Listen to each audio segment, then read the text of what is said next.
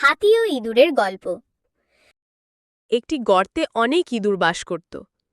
একদিন সেই জঙ্গলের পাশ দিয়ে একটি হাতির দল যাচ্ছিল। বিশাল পায়ে মাটি কাঁপিয়ে তারা চলছিল। চলার সময় তারা ইঁদুরদের গর্তের ওপর দিয়ে হেঁটে যায়। অনেক ইঁদুর মারা যায়। ইঁদুরদের নেতা তখন হাতিদের প্রধানের কাছে গিয়ে অনুরোধ করে, হে মহান হাতি, আমরা ক্ষুদ্র হলেও আমাদের জীবনও মূল্যবান। দয়া করে আপনি ও আপনার দল যেন আমাদের গর্তের ওপর দিয়ে না হাঁটেন। হাতি বিষয়টি বুঝতে পারে এবং প্রতিশ্রুতি দেয়, আমরা আর তোমাদের কষ্ট দেব না। এরপর ইঁদুররা আবার শান্তিতে বাস করতে থাকে।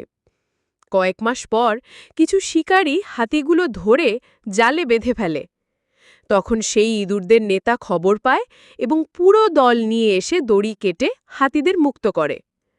হাতিরা কৃতজ্ঞ হয়ে বলে, তোমরা এত ক্ষুদ্র, কিন্তু তোমাদের সাহায্য ছিল অসাধারণ।